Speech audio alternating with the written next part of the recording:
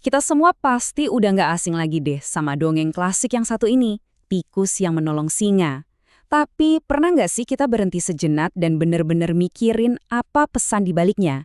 Nah, kali ini yuk kita bedah bareng-bareng makna tersembunyi tentang kekuasaan, kebaikan, dan gimana kerendahan hati itu ternyata bisa jadi kekuatan yang luar biasa. Inti dari semua cerita ini sebenarnya bisa dirangkum dalam satu pertanyaan yang lumayan dalam. Apakah yang paling kecil itu bisa jadi yang paling hebat? Pertanyaan ini nih yang bakal jadi panduan kita buat ngebongkar ceritanya. Jadi, mari kita cari tahu jawabannya sama-sama. Oke, untuk menjawabnya kita harus mulai dari awal. Bagian 1, Raja Hutan yang Perkasa. Disinilah panggung cerita kita dimulai, di sebuah hutan belantara, di mana kekuatan adalah segalanya. Di panggung ini, kita ketemu sama dua tokoh yang wah beda banget kayak langit sama bumi. Di satu sisi ada Raja Sisinga. Udah jelas ya, dia simbol kekuatan, kekuasaan, pokoknya yang paling ditakuti. Nah, di sisi lain ada Tiko si tikus. Ya kecil, lemah, dan hidupnya penuh rasa takut. Kelihatan banget kan timpangnya? Tapi kemudian takdir punya rencana lain. Mereka pun bertemu. Nah, ini dia bagian kedua. Pertemuan tak terduga. Satu momen kecil yang ternyata bakal mengubah nasib keduanya. Jadi ceritanya gini, semuanya berawal dari insiden yang nggak disengaja. Waktu si Raja lagi tidur pulas, Tiko yang lagi asyik cari makan, nggak sengaja lari di atas badannya. Jelas aja si Raja langsung bangun, marah besar, dan dalam sekejap nasib Tiko udah ada di ujung cakar sang penguasa. Tiko yang udah ketakutan setengah mati langsung memohon ampun. Tapi bukan cuma itu, dia ngucapin sebuah janji yang kedengerannya agak aneh. Dia bilang, maafkan aku Raja, lepaskan aku. Suatu hari nanti aku janji, aku pasti bisa menolongmu. Coba deh bayangin, seekor tikus kecil janji mau nolong singa perkasa. Kedengarannya mustahil banget kan? Iya, tentu saja janji semustahil itu cuma disambut dengan ejekan. Kita masuk ke bagian ketiga, sebuah janji diremehkan. Disinilah kita lihat betapa sombongnya sang raja. Gimana reaksi Raja? Wah, dia ketawa terbahak-bahak. Buat dia, ide kalau makhluk sekecil Tiko bisa nolongin dia itu lucu banget, konyol.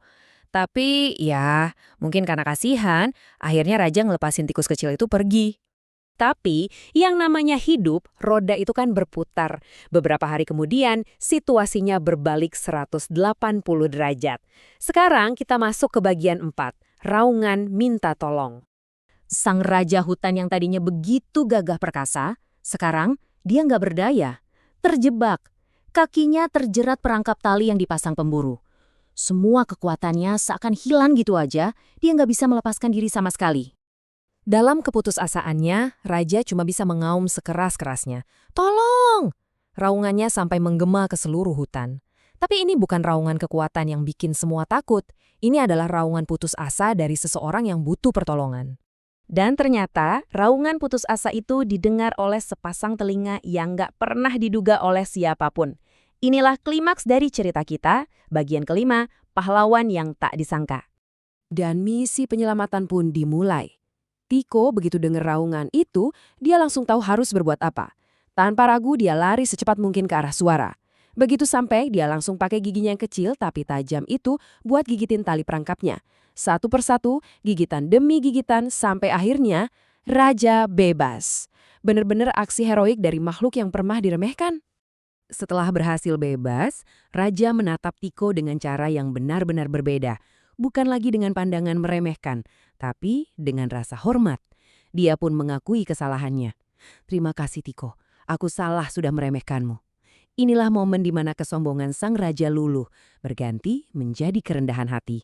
Momen itu jadi titik balik buat mereka berdua. Sejak hari itu, singa dan tikus, si perkasa dan si kecil, justru menjadi sahabat terbaik. Ukuran dan kekuatan bukan lagi jadi penghalang di antara mereka. Jadi pelajaran apa yang bisa kita ambil dari sini? Sebenarnya sederhana tapi penting banget. Jangan pernah meremehkan siapapun.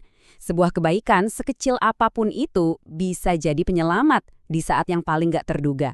Karena kekuatan sejati itu nggak diukur dari penampilan luar. Nah, sebagai penutup, coba deh kita sama-sama renungkan pertanyaan ini. Kira-kira tindakan kebaikan kecil apa ya yang bisa kita lakukan hari ini yang mungkin aja bisa membawa perubahan besar di kemudian hari. Terima kasih sudah menyimak.